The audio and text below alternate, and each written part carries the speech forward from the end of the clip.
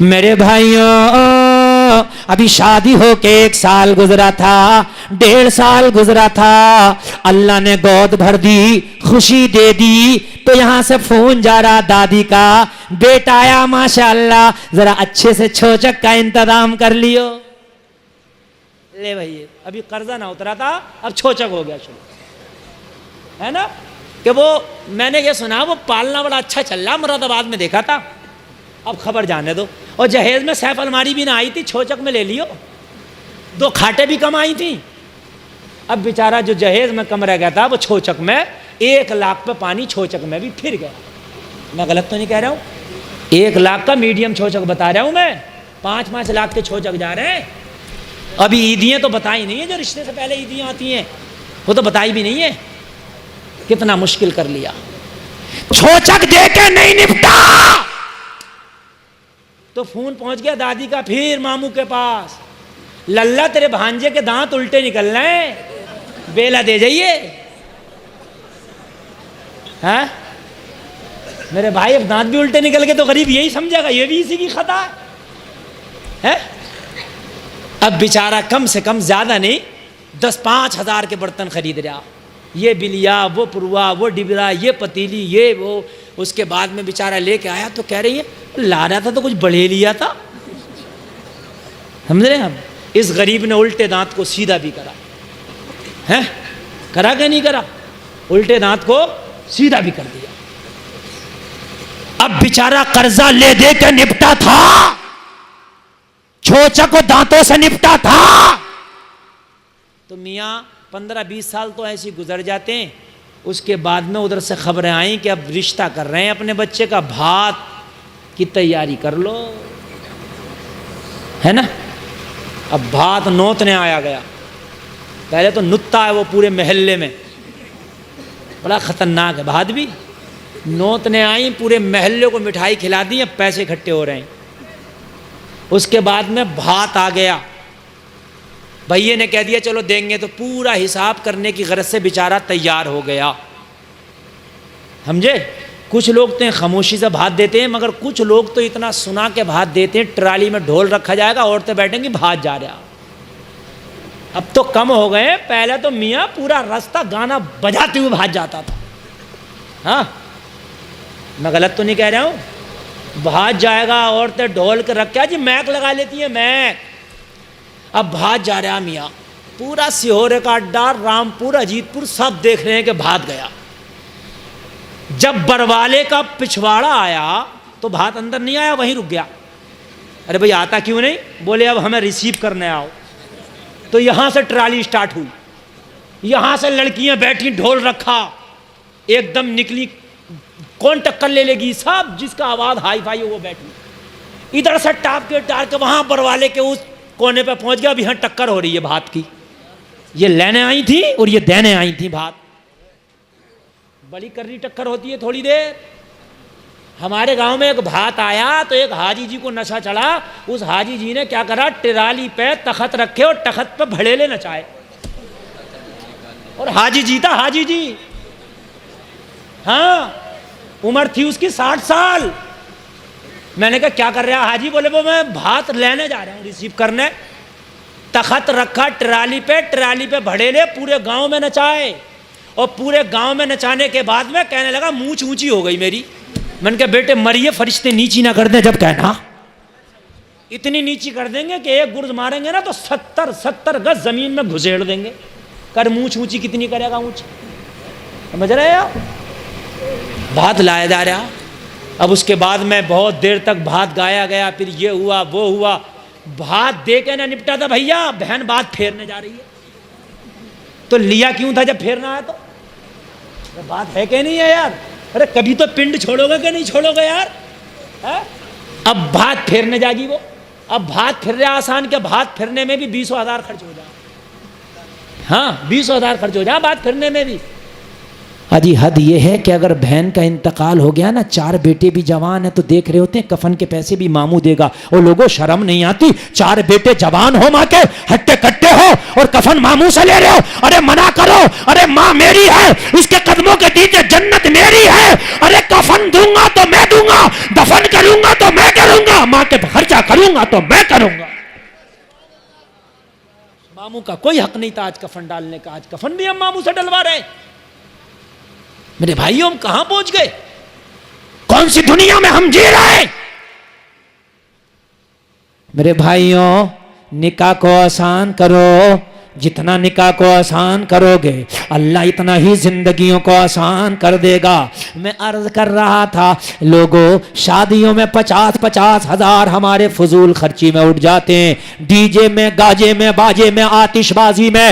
او میرے بھائیوں ویڈیو گرافی میں، اس میں اس میں، یہ سارے کام روک دو. اور جب تمہاری شادی آئے تو یہ 50,000 کسی غریب باپ کو دے کے کہہ دو یار اس 50,000 سے اپنی بیٹی کا تو نکاح کر دے. جہاں امیروں کی شادیاں ہوں گی وہ غریبوں کی بھی. توجہ ہے میرے بھائیوں؟ تو میں عرض کر رہا تھا کہ حضرت ابو بکر خلیفہ ہیں. عمر کا جب ہاتھ اچھے ہوئے، حالات اچھے ہوئے، عمر کے گھر میں کشادگی آئی تو عمر نے خلافت کے آفس میں جا کے رجسٹر میں ایک غریب خاتون کا خرچہ گود لے لیا، اپنا نام لکھ دیا. توجہ بھائیو، بات سمجھ میں آ رہی ہے کہ نہیں آ رہی ہے؟ اپنا نام لکھ دیا عمر نے، اس کا ایڈریس لیا، پرچی جیب میں ڈالی.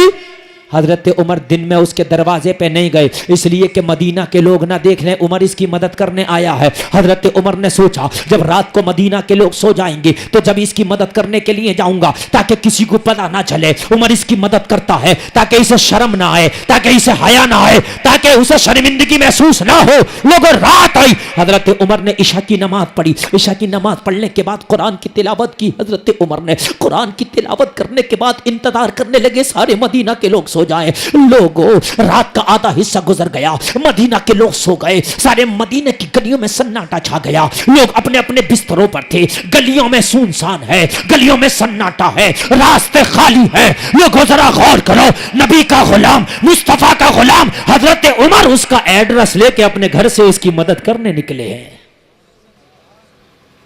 اس کی مدد کرنے کے لیے. حضرت عمر اس ایڈریس کے مطابق اس کے دروازے پر پہنچے اور دروازے پر جانے کے بعد حضرت عمر نے دستک دی. لوگوں ایک چھوٹا سا بچہ نکل کے آیا. حضرت عمر نے پوچھا بیٹا اپنی امی سے پوچھ کے آؤ تمہارے گھر میں کیا کیا ضرورت ہے. امی سے کہنا امی آج ہمارے دروازے پہ ہمارا نوکر آیا ہے، ہمارے گھر کے کام کر کے جایا کرے گا، ہمارے گھر کی جو ضروریات ہے آج سے وہ پورا کر کے جایا کرے گا. بیٹا اپنی ماں سے ساری ضروریات پوچھاؤ، جس جس چیز کی ضرورت ہے میں پوری کر دوں گا. اگر گھر میں جھاڑو دینا ہے میں دے دوں گا، پوچھا دینا ہے میں کر دوں گا، کھانا بنانا ہے میں بنا دوں گا، ارے تمہارے کپڑے بھی دھلنا ہے تو میں دھل دوں گا. آج کے بعد تمہارے ساری ضروریات میں پوری کرا کروں گا. حضرت عمر نے بچے سے کہا، بچہ اندر گیا. اندر ماں نے پوچھا بیٹا کیا ہوا؟ بچے نے کہا ماں کوئی آیا ہمارے دروازے پہ، اپنے آپ کو ہمارا نوکر بتاتا، گھر میں کام کرنا چاہتا ہے. ماں اگر اجازت ہو تو اسے اندر آنے کی اجازت دے دے. لوگوں ماں بھی سچی تھی، ماں بھی بڑی نیک تھی. ماں نے کہا بیٹا اس سے منع کر دو، اس سے کہہ دو کسی اور غریب کا گھر دیکھ لے. ہمارے گھر میں تو ایک نوکر پہلے سے ہی آتا ہے، وہ ہمارا کام کر کے چلا جاتا ہے، ہمیں دوسرے نوکر کی ضرورت نہیں ہے. اوپر والا کے سنی مسلمانوں ذرا دل کے کانوں سے سننا، اگر ایمان ہے تو رونگٹا کھڑا ہو جائے گا. لوگوں ذرا غور کرنا. بچہ دروازے پر آیا، حضرت عمر سے کہنے لگا چاچا کسی اور کا دروازہ دیکھ لو. میری ماں کا کہنا ہمارے گھر میں ایک نوکر آتا، ہمارا سارا کام کر کے چلا جاتا، پیسے بھی نہیں لیتا، اور اگر ضروریات کا کوئی سامان ہوتا ہے تو ساتھ میں لاتا، راشن بھی لا کے دیتا ہے، ہمیں دالیں بھی لا کے دیتا ہے، جو بھی لا کے دیتا، شیرہ بھی لا کے دیتا. کبھی تیوہار آتا ہے تو ہمارے لیے کپڑے بھی بنا کے دیتا ہے، بڑا اچھا ہے، ہماری روزانہ مدد کرتا ہے. حضرت عمر نے فرمایا بیٹا تمہارے گھر کوئی نہیں آتا ہوگا اس لیے کہ خلافت کے آفس میں جو رجسٹر لکھا ہے تمہارے نام کے آگے کسی امیر کا نام نہیں لکھا تھا، اسی لیے تو میں آیا ہوں. اے لوگوں بچے نے کہا اس رجسٹر کو میں نہیں جانتا، مگر میں اتنا جانتا ہوں ہمارے گھر ایک شخص روزانہ آتا ہے، روزانہ ہماری مدد کر کے چلا جاتا ہے. حضرت عمر نے سوچا یا اللہ وہ کون ہے جو رجسٹر میں نام تک نہیں لکھا. یا اللہ اتنی خاموشی سے آتا چلا جاتا. ہاں جاؤ لے جاؤ خود ہی چلے جاؤ, ذرا بولو تو مت. جی معاملہ آیا نہیں, پتہ ہی نہیں دنیا میں ہو کر تمہیں پتہ ہی نہیں تم دنیا میں آئے کیوں. بتائیے, ایک ایک جملہ میں تقریر کا ویسے نکھار کے کر رہا ہوں. میرے بھائیو یہ جلسہ بڑا کامیاب جلسہ, تمہیں جانا چپکے سے اٹھ کے چلے جاؤ. کیوں گناہ میں شامل ہو رہے ہو, کسی کو لے کے جا رہے ہو. بچے نے کہا ہمارے گھر میں تو آتا ہے, تم چلے جاؤ کسی اور غریب کی مدد کر دو. حضرت عمر نے فرمایا بیٹا کون آتا ہے, اس کا نام. کہنے لگا آج تک اس نے نام نہیں بتایا. آتا ہے چہرے پہ نقاب ہوتا ہے, چہرے پہ نقاب ڈال کے آتا. آج تک ہم نے تو اس کا چہرہ بھی نہیں دیکھا, گورا ہے کہ کالا ہے, بوڑھا ہے کہ جوان ہے. میری ماں گھر میں ایک طرف بیٹھ جاتی ہے چھپ کے, ہمارے کپڑے بھی دھل دیتا ہے, ہمارے کھائے ہوئے برتن بھی صاف کر دیتا ہے, اس کے بعد جھاڑو پوچھا کرتا ہمارے گھر میں, اور جو ضروریات ہوتی ہے لکھ لیتا, لسٹ بنا لیتا ہے. جب دوسری رات آتی ہے تو ہمیں لا کے دے دیتا ہے. حضرت عمر نے فرمایا وہ مدینے کا کون شخص ہے جو رجسٹر میں بھی نام نہیں لکھا, خاموشی سے آتا.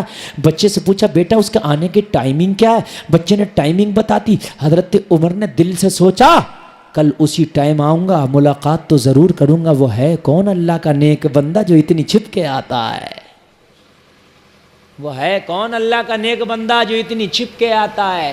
لوگوں دوسری رات آئی, حضرت عمر نے عشاء کی نماز پڑھی, تھوڑا سا قرآن پڑھا. حضرت عمر نے بہت جلدی قرآن کو بند کیا, اس لیے کہ آج اسے بھی دیکھنا ہے کون آتا, اتنی خاموشی سے کون مدد کر کے چلا جاتا. لوگوں حضرت عمر اس خاتون کے دروازے پر آج دوسری رات میں آ کے کھڑے ہو گئے. کھڑے ہو کے دروازے پہ دستک دی.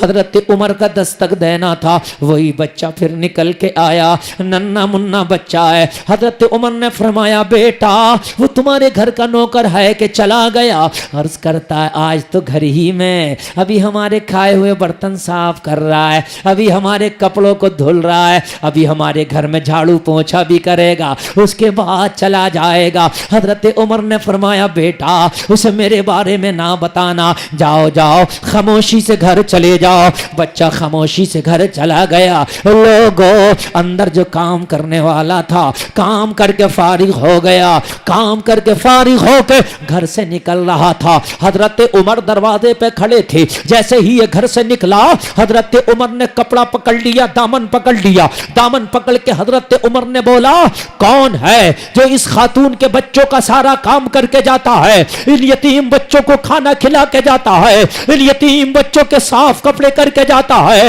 ان یتیم بچوں کے ساری ضروریات پوری کر کے جاتا ہے. اے مدینے میں رہنے والے ذرا چہرے سے کپڑا تو اٹھا, ذرا چہرے سے پردہ تو ہٹا. تو ہے کون, تیرا مکھڑا دیکھنا چاہتا ہوں, تیرا دیدار کرنا چاہتا ہوں, تیری زیارت کرنا چاہتا ہوں. لوگوں گھر کے اندر سے آنے والے نے رو کے کہا عمر عمر راز میں رہنے دے, بس میرا مولا جانتا ہے, میں جانتا ہوں میں کیا کرتا ہوں. عمر میں کسی کو دکھانا نہیں چاہتا, کہیں میدان محشر میں میرا مولا یہ میرا کام میرے منہ پہ نہ مار دے کہ تو نے دکھانے کے لیے کیا تھا, دنیا میں لوگوں نے دیکھ لیا, اب میرے پاس اس کا بدلہ نہیں ہے. عمر مان جا, میرے چہرے کو بے نقاب نہ کر. عمر مان جا, میرے چہرے سے پردہ نہ ہٹا. عمر مان جا, میرا راز راز رہنے دے.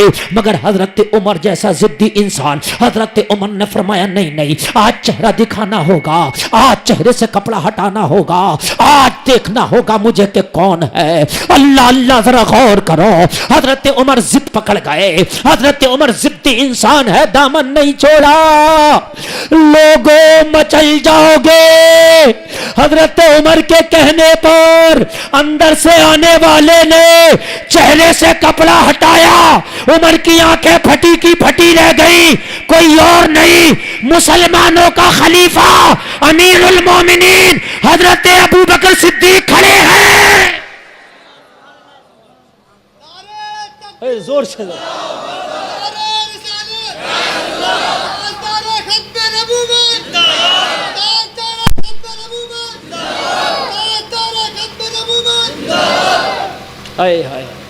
مسلمانوں کا خلیفہ کھڑا ہے. حضرت ابو بکر کی آنکھ میں آنسو ہے، عرض کرتے ہیں عمر تو نے میرا راز کھول دیا۔ حضرت عمر نے فرمایا ابو بکر جب بچوں کی مدد ہی کرنا تھی تو رجسٹر میں نام تو لکھ دیتے۔ حضرت ابو بکر نے فرمایا میں نے نام بھی اس لیے نہ لکھا تاکہ جو میں کام کرتا ہوں اس کی خبر رجسٹر کو بھی نہ ہو، میں جانوں میرا مولا جانے اس کی خبر رجسٹر کو بھی نہ ہو۔ ہائے ہائے ہائے، یہ اسلام ہے۔